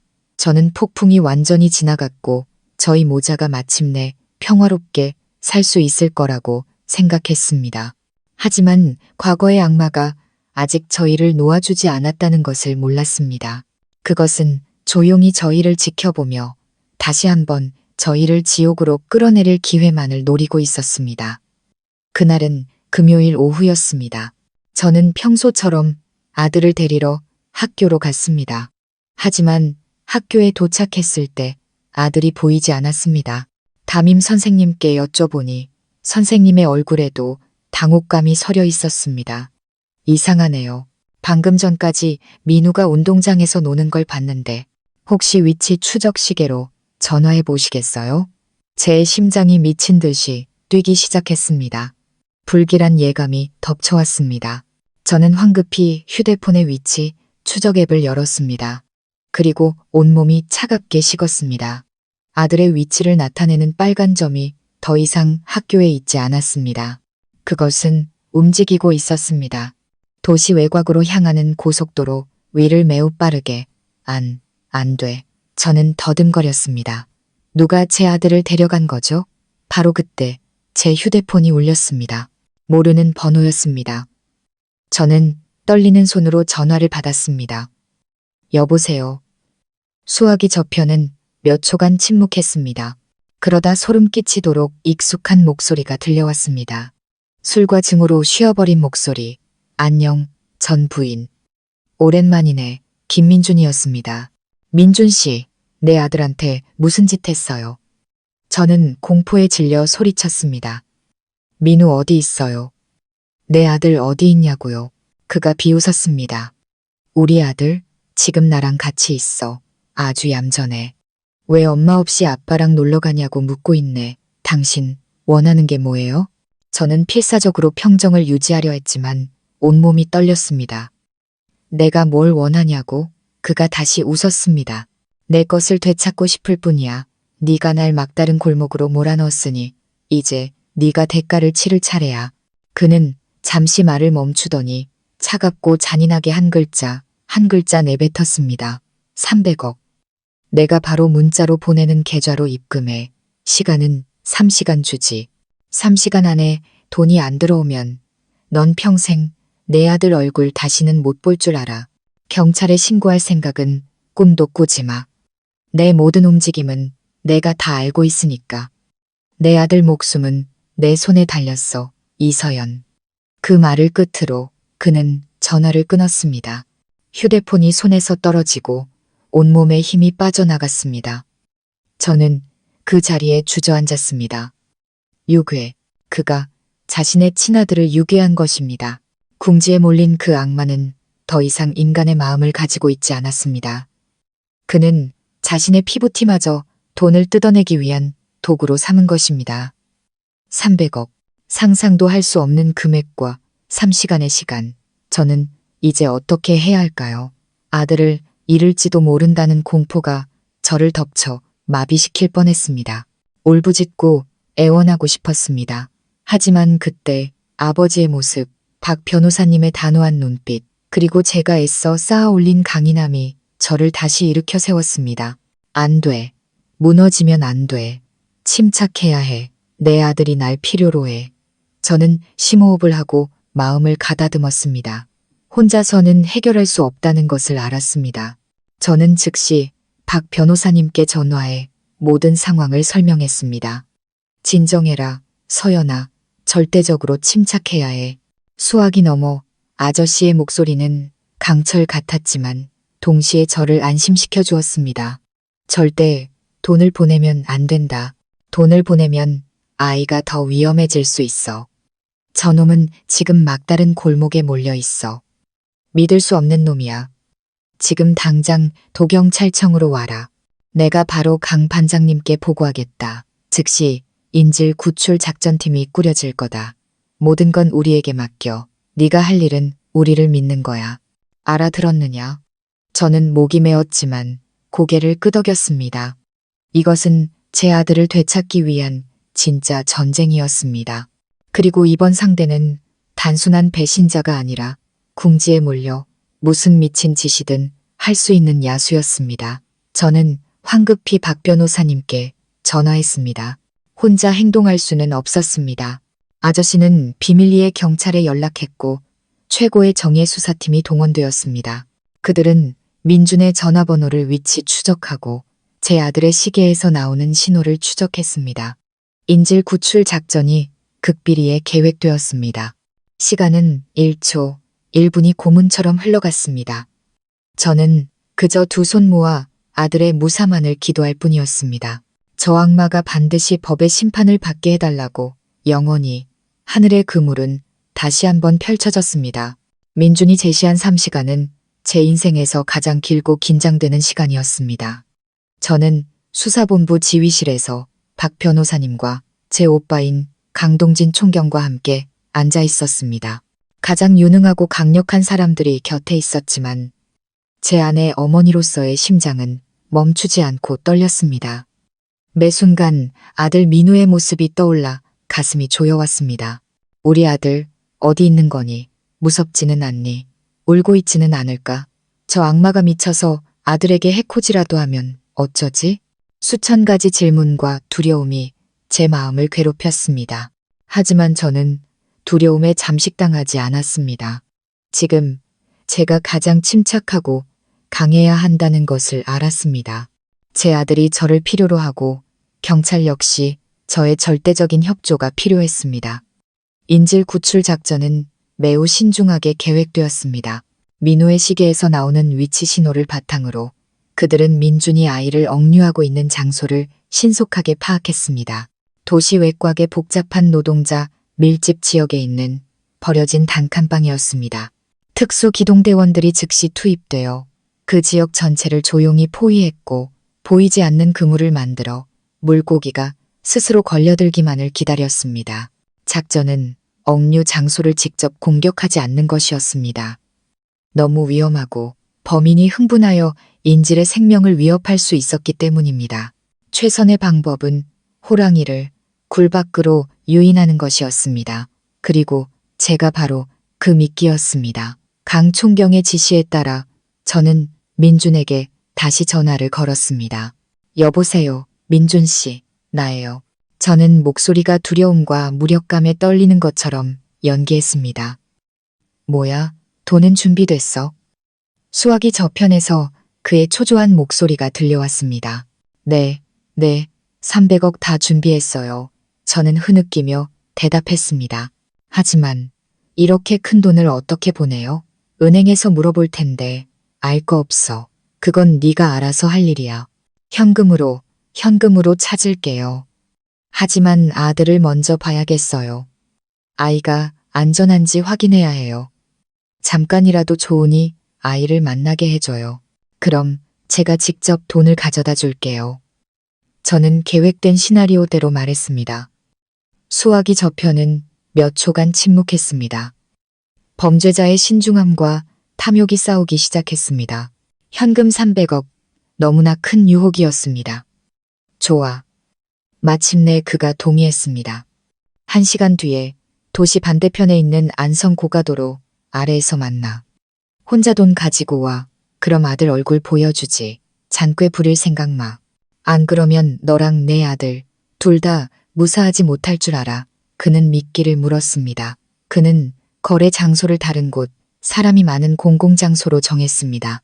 그곳이 자신에게 더 안전할 거라고 생각했겠죠. 하지만 그는 몰랐습니다. 어디에 있든 정의의 그물은 이미 펼쳐져 있다는 것을. 1시간 후 저는 번호판 없는 차에 앉아 검은색 대형 여행 가방을 안고 있었습니다. 안에는 돈이 아니라 백지가 들어있었고 위쪽에만 진짜 돈 몇 장을 덮어두었습니다. 가방에는 위치 추적기와 초소형 녹음기도 부착되어 있었습니다. 제 주변의 고가도로, 위, 아래, 길가의 가게들에는 평범한 시민, 노점상, 연인으로 위장한 수십 명의 형사들이 배치되어 있었습니다. 제 심장이 터질 듯 뛰었습니다. 저는 창밖을 보며 아들의 모습을 찾았습니다. 그리고 마침내 아들을 보았습니다. 낡은 오토바이 한 대가 길 건너편에 멈춰 섰습니다. 민준이 앞에 앉아 있었고 제 아들 민우는 그와 뒤에 앉은 낯선 남자 사이에 끼어 있었습니다. 아들은 모자를 푹 눌러 쓰고 있었지만 저는 아들의 작은 체구를 알아볼 수 있었습니다. 제 심장이 찢어지는 것 같았습니다. 엄마, 아들이 차를 보고 소리치며 발버둥 쳤습니다. 돈은 민준이 전화로 다급하게 소리쳤습니다. 내 아들은요? 아들을 먼저 보여줘요. 저도 겁에 질린 엄마 역할을 완벽하게 소화하며 소리쳤습니다. 차문 열고 돈 가방 던져. 그럼 풀어줄게. 아니요, 아들을 먼저 풀어줘요. 그럼 돈을 줄게요. 우리는 전화로 실랑이를 벌였습니다. 형사들이 더 가까이 접근할 시간을 벌기 위한 가장 긴장되는 순간이었습니다. 그리고 주변이 안전하다고 판단했는지 민준의 탐욕이 이겼습니다. 그는 공범에게 신호를 보냈고 남자가 민우를 오토바이에서 밀어내렸습니다. 엄마, 아들이 울면서 제 쪽으로 달려왔습니다. 바로 그 순간 움직이지 마. 확성기 소리가 공기를 갈랐습니다. 사방에서 노점상과 연인으로 위장했던 형사들이 덮쳤고 민준의 오토바이는 순식간에 포위되었습니다. 그와 공범은 반응할 틈도 없이 바닥에 쓰러져 수갑이 채워졌습니다. 제 차 문이 열렸습니다. 강 총경과 박 변호사님이 있었습니다. 이제 안전해, 오빠가 말했습니다. 저는 차에서 뛰쳐나가 아들에게 달려가 품에 안았습니다. 아들은 이미 다른 여경의 보호를 받고 있었습니다. 민우야, 엄마 아들. 저는 아들을 꼭 껴안고 눈물을 쏟았습니다. 마침내 아들은 안전했습니다. 민주는 현장에서 체포되었습니다. 그의 얼굴은 핏기 하나 없이 경악과 불신으로 가득 차 있었습니다. 그는 자신의 계획이 어떻게 이렇게 빠르고 완벽하게 발각될 수 있었는지 이해하지 못했습니다. 그는 저를 그리고 정의의 힘을 너무 얕봤던 것입니다. 하늘의 그물이 닫혔고 이번에는 그 악마가 빠져나갈 틈이 없었습니다.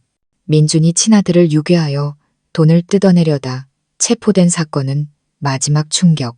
그들 가족에 남은 모든 것을 완전히 박살내는 마지막 일격이었습니다.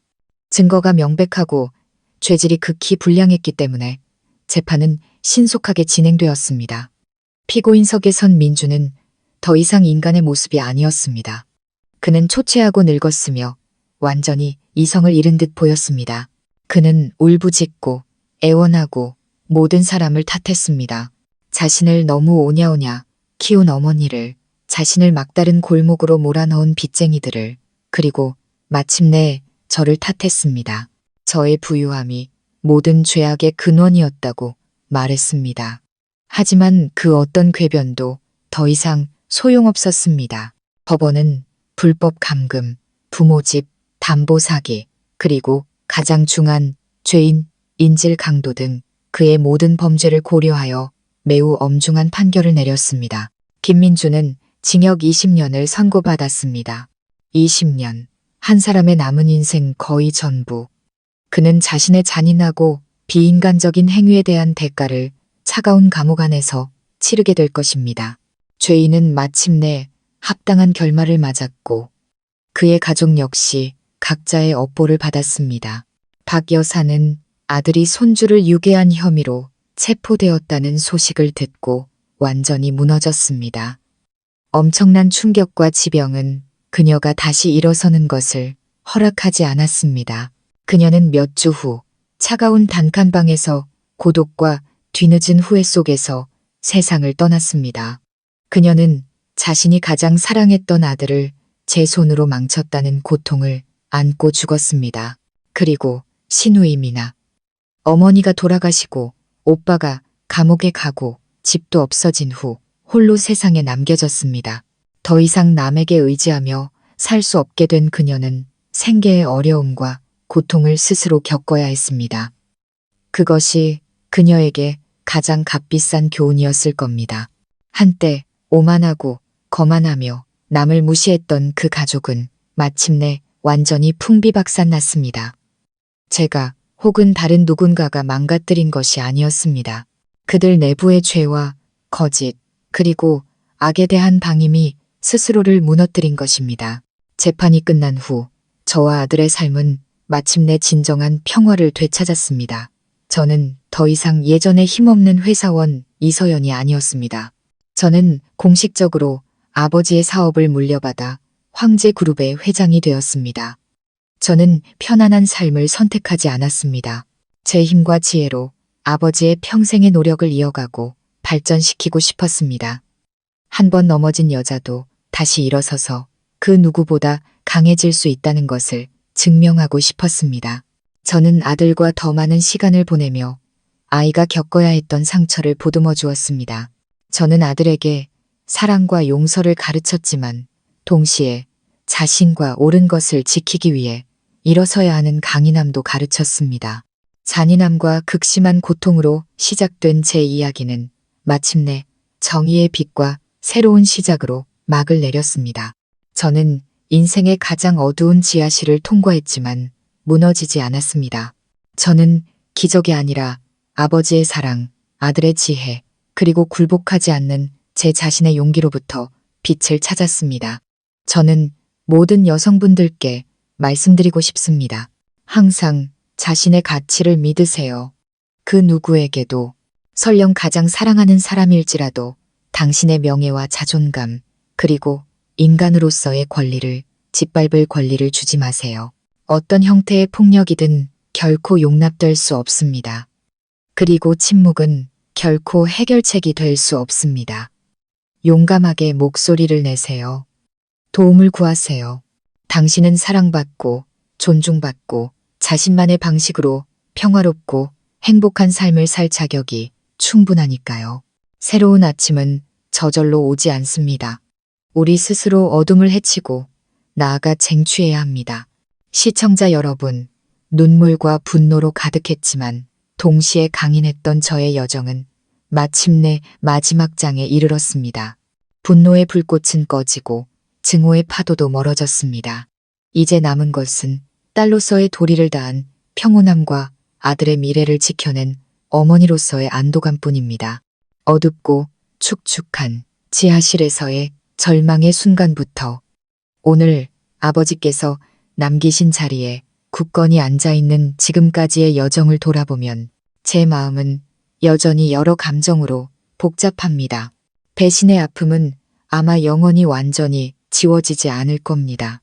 그것은 제 영혼에 깊이 새겨진 흉터처럼 어리석고 맹목적이었던 과거를 상기시켜 줄 것입니다. 하지만 여러분, 그 흉터는 더 이상 저를 아프게 하지 않습니다. 이제 그것을 만질 때면 저는 힘과 성장, 그리고 넘어진 바로 그곳에서 다시 일어설 기회를 준 삶에 대한 깊은 감사를 느낍니다. 제 이야기는 아마도 믿음과 인내에 대한 가장 값비고 잔혹한 교훈일 겁니다. 우리 문화에서 여성은 결혼하면 희생과 현모양처의 덕목을 배우곤 합니다.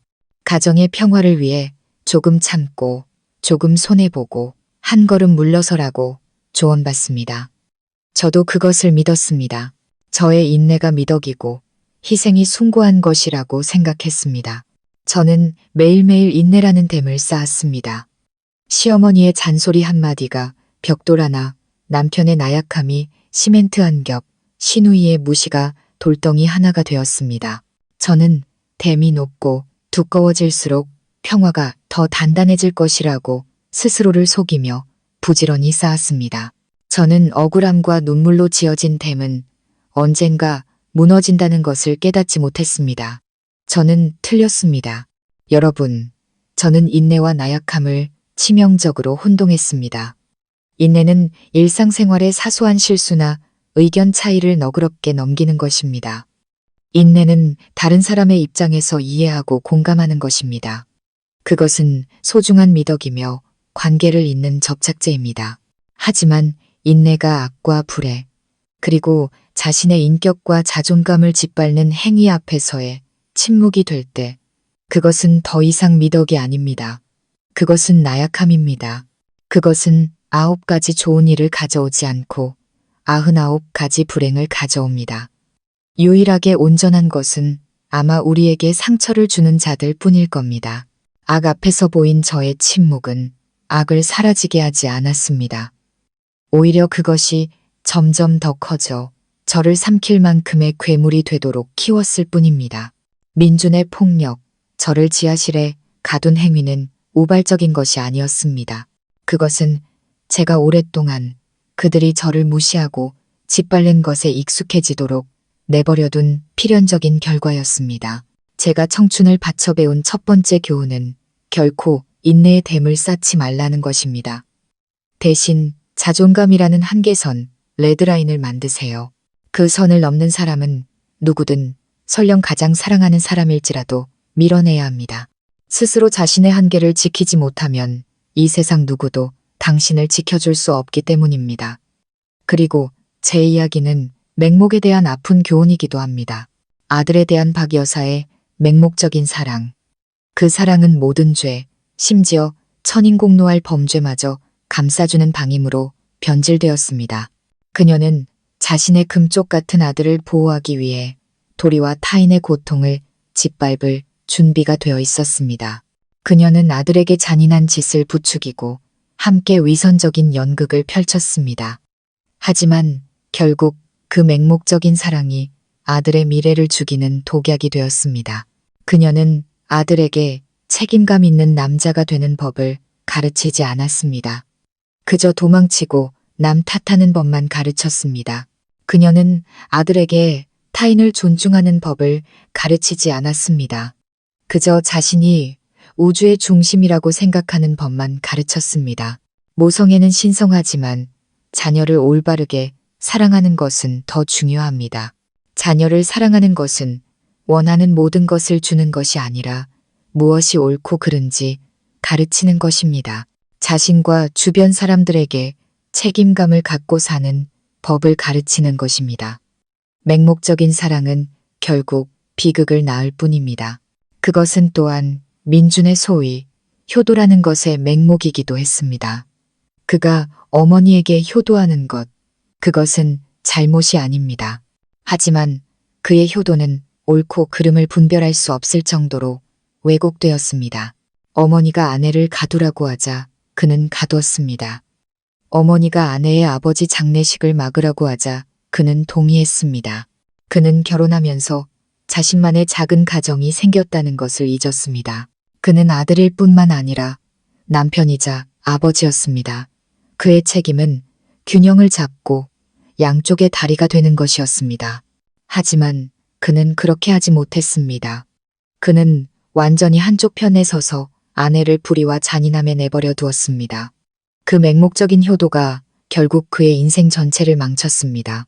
부모에게 효도하는 것은 당연한 도리입니다. 하지만 그 효도는 정의와 공정의 기반 위에 있어야 합니다. 우리는 효라는 이름으로 평생을 함께할 배우자에게 상처를 줄 수 없습니다.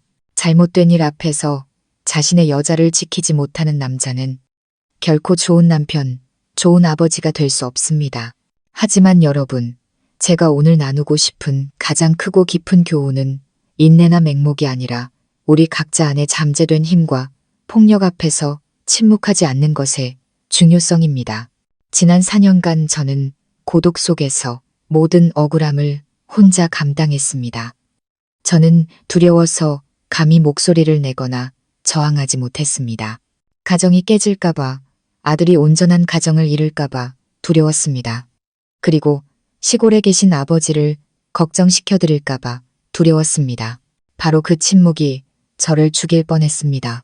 그것은 악이 활개치도록 허용했고 그들이 점점 더 선을 넘어 제 인내를 당연하게 여기도록 만들었습니다. 제가 막다른 골목에 몰려 더 이상 잃을 것이 없게 되어서야 저는 비로소 목소리를 낼 수 있었습니다.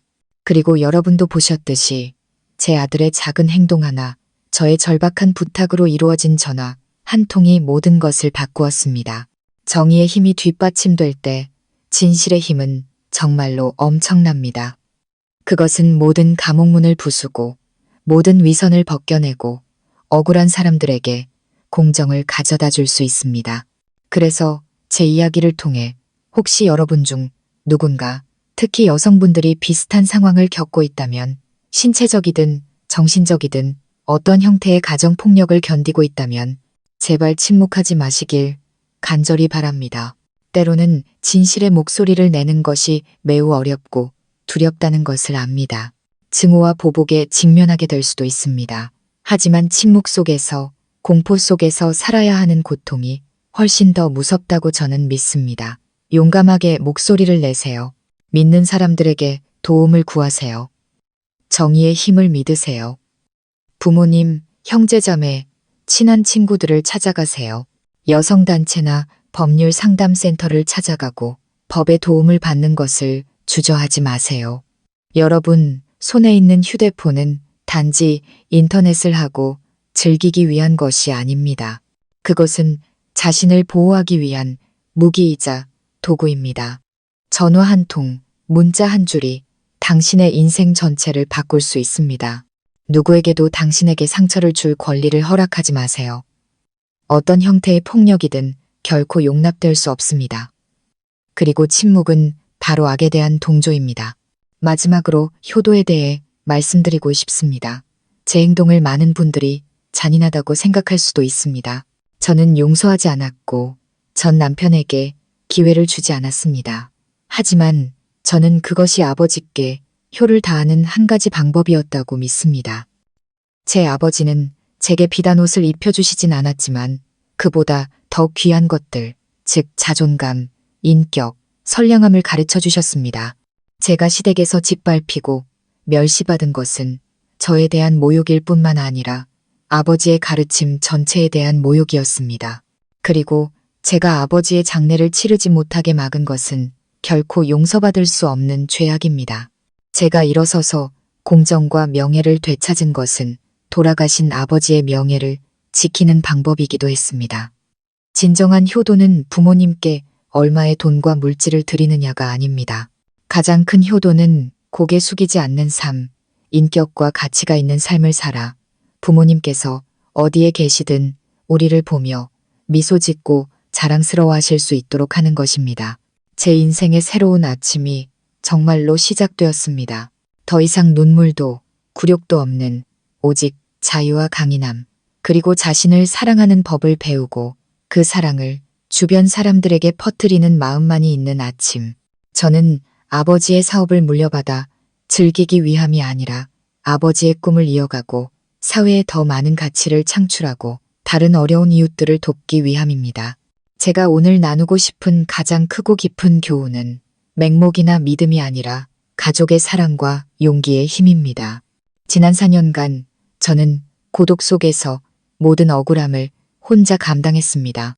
저는 두려워서 감히 목소리를 내거나 저항하지 못했습니다. 가정이 깨질까봐, 아들이 온전한 가정을 잃을까봐 두려웠습니다. 그리고 시골에 계신 아버지를 걱정시켜드릴까봐 두려웠습니다. 바로 그 침묵이 저를 죽일 뻔했습니다. 그것은 악이 활개치도록 허용했고 그들이 점점 더 선을 넘어 제 인내를 당연하게 여기도록 만들었습니다. 제가 막다른 골목에 몰려 더 이상 잃을 것이 없게 되어서야 저는 비로소 목소리를 낼 수 있었습니다. 그리고 여러분도 보셨듯이 단 한 통의 전화, 올바른 곳으로 향한 도움 요청이 모든 것을 바꾸었습니다. 정의의 힘이 뒷받침될 때 진실의 힘은 정말로 엄청납니다.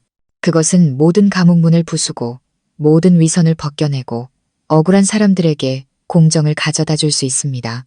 그래서 제 이야기를 통해 혹시 여러분 중 누군가, 특히 여성분들이 비슷한 상황을 겪고 있다면, 신체적이든 정신적이든 어떤 형태의 가정폭력을 견디고 있다면 제발 침묵하지 마시길 간절히 바랍니다. 때로는 진실의 목소리를 내는 것이 매우 어렵고 두렵다는 것을 압니다. 증오와 보복에 직면하게 될 수도 있습니다. 하지만 침묵 속에서, 공포 속에서 살아야 하는 고통이 훨씬 더 무섭다고 저는 믿습니다. 용감하게 목소리를 내세요. 믿는 사람들에게 도움을 구하세요. 정의의 힘을 믿으세요. 부모님, 형제자매, 친한 친구들을 찾아가세요. 여성단체나 법률 상담센터를 찾아가고 법의 도움을 받는 것을 주저하지 마세요. 여러분, 손에 있는 휴대폰은 단지 인터넷을 하고 즐기기 위한 것이 아닙니다.